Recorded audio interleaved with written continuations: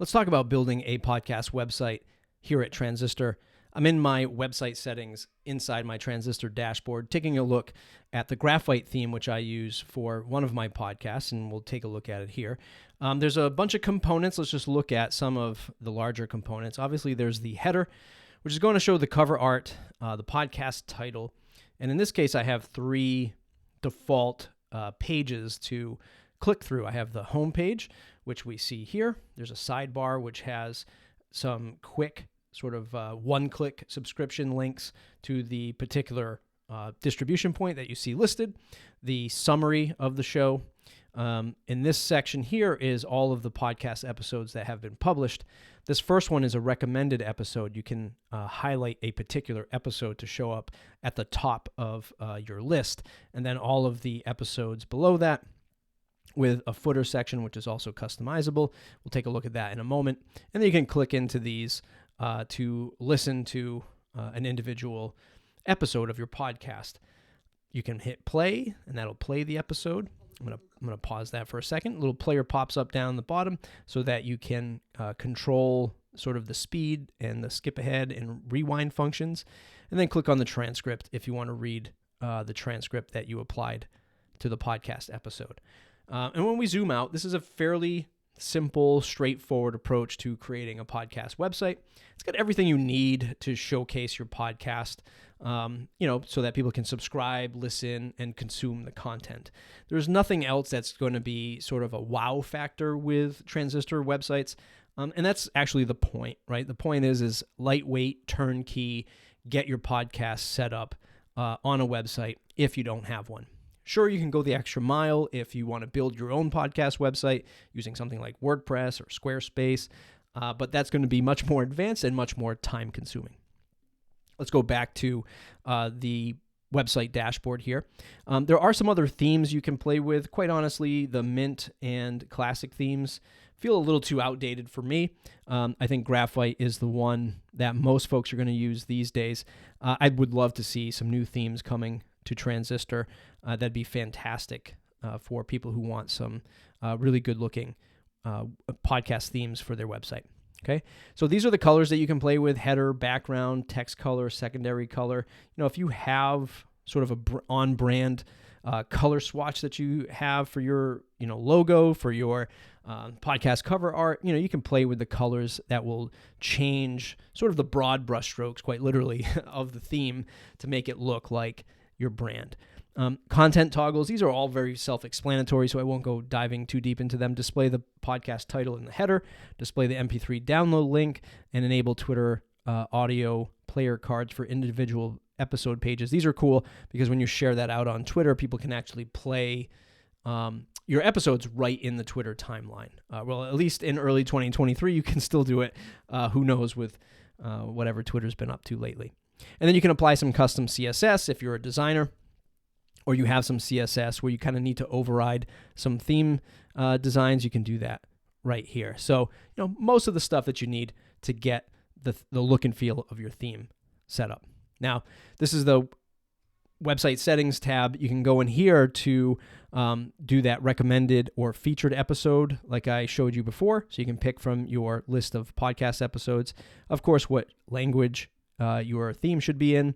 Any site intro text, if you wanted to override the site intro text here, you could do that in this paragraph box. Website logo, if you wanted to swap that out from your podcast cover art, you could upload that here.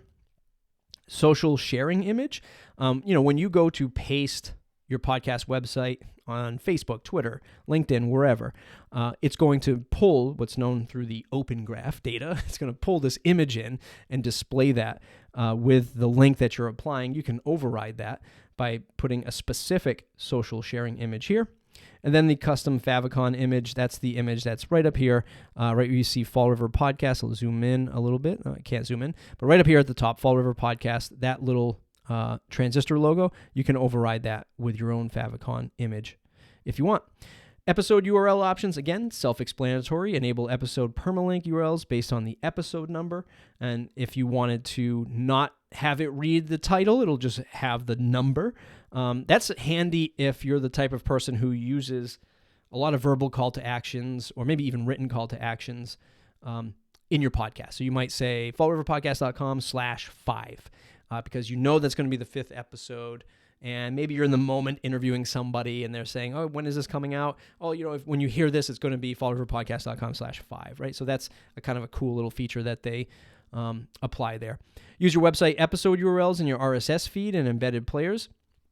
This is so that it goes to the URLs that you have for your domain, because you can park a full domain. You can register your own domain on top of these. So by default, it's going to say something like fallriverpodcast.transistor.fm, but you can see here I have my own domain attached to this, fallriverpodcast.com, and it loads fallriverpodcast.com in the browser. So really cool that you're able to do that.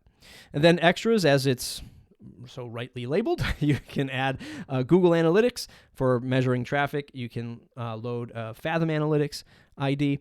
You can add some extra content in the heading tag of your HTML. So if you have some other script that you need to load, you can do that here.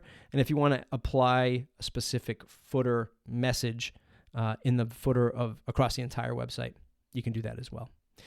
You can create other pages on your website. I haven't done that yet. So if you wanted to put in something like a MailChimp subscribe link, you want to embed that in here, you can have page content. It's very straightforward, almost static level with the stuff that you can put in here. But that's the point. Like, you're not building out an entire website, nor do they want to support an entire website.